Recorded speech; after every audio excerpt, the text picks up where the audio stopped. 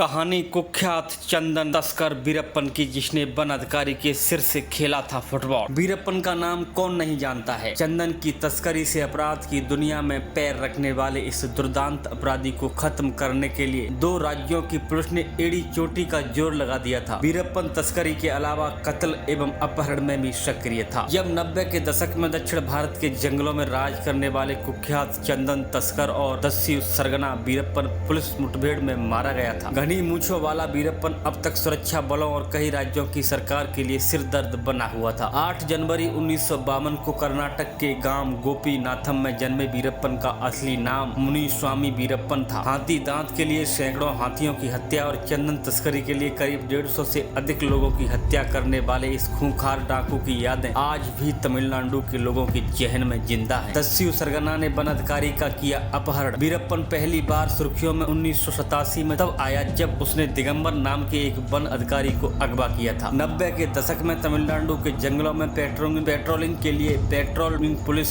हुआ करती थी, जिसकी जिम्मेदारी हिम सहिम गोपाल कृष्णम को मिली थी। उनकी फिटनेस के कारण लोग उन्हें रैम्बो कहकर बुलाते थे। 9 अप्रैल 1993 की सुबह तमिलनाडु के एक गांव कोलाथपुर में रैम्बो के नाम के एक पोस्टर में भद्दी गालियां लिखी हुई थी। यह पोस्टर कोई और नहीं बल्कि चंदन तस्कर वीरप्पन की ओर से जारी किया गया था। इस पोस्टर में गोपाल कृष्णम को चुनौती दी गई थी कि अगर उनमें दम है तो वह आकर वीरप्पन को पकड़े। यह बात सुनकर आग बबूला हुए रैम्बो ने तय किया कि वह इसी वक्त वीरप्पन को पकड़ने निकलेंगे। जैसे ही वह अपनी टीम के साथ जंगल में पलार पुल को पार कर रहे थे, तभी उनकी गाड़ी खराब हो गई। जीप को वहीं छोड़कर उन्होंने पुल पर तैनात पुलिस से 2 बसें ली और 15 मुखबिरों, 4 पुलिस वालों और 2 वन गार्ड के साथ आगे बढ़े। पीछे आ रही दूसरी बस में तमिलनाडु पुलिस के इंस्पेक्टर अशोक कुमार अपने 6 साथियों के साथ सवार। साल 1987 में 21 लोगों की हत्या गोपाल कृष्ण को अपने पूरे दस्ते के साथ आते देख वीरप्पन पहले ही खतरे को भांप लिया था। साथ ही उसने दूर से रैम्बो को बस की आगे की सीट पर बैठे देख लिया। जैसे ही हिम सहिम गोपाल कृष्ण के नेतृत्व वाला पेट्रोलिंग पुलिस का यह दस्ता एक निर्धारित स्थान पर पहुंचा, वीरप्पन के गैंग के सदस्य साइमन ने बारूदी सुरंगों से जुड़ी हुई 12 वोल्ट कार बैटरी के तार जोड़ दिए। तभी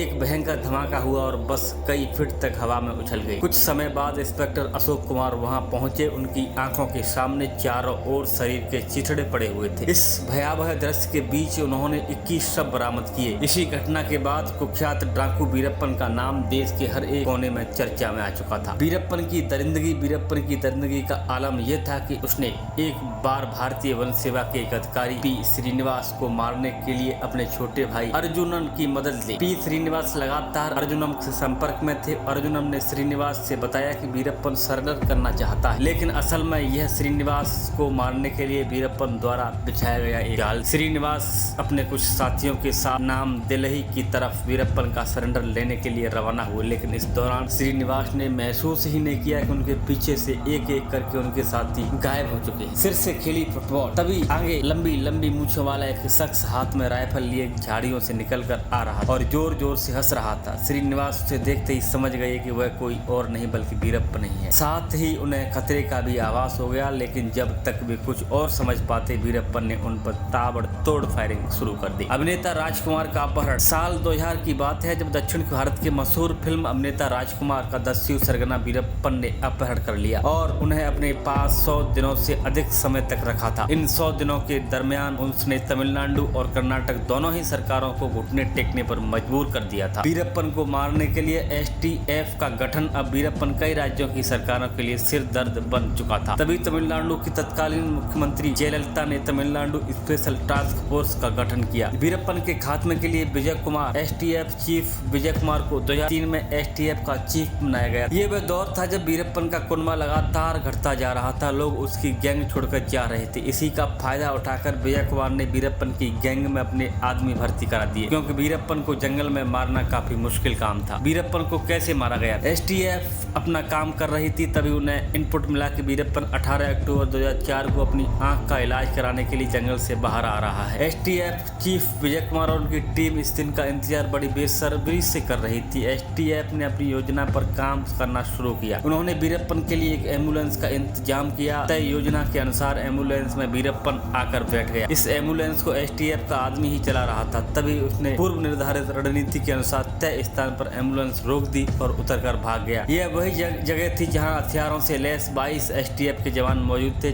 जब तक वीरप्पन कुछ समझ पाता उससे पहले ही पुलिस ने उससे चेतावनी दे दी। वीरप्पन और उसके साथियों ने एम्बुलेंस के अंदर से ही फायरिंग शुरू कर। तभी पुलिस ने जवाबी कार्रवाई करते हुए AK-47 से ताबड़तोड़ फायरिंग करी। 20 मिनट तक चली इस फायरिंग में चंदन का सबसे बड़ा तस्कर वीरप्पन मारा गया। यह स्टोरी आपको कैसी लगी कृपया कमेंट जरूर करें। इस स्टोरी को ज्यादा से ज्यादा शेयर करें और चैनल को सब्सक्राइब जरूर करें ताकि अगली स्टोरी आपको मिल सके सबसे पहले।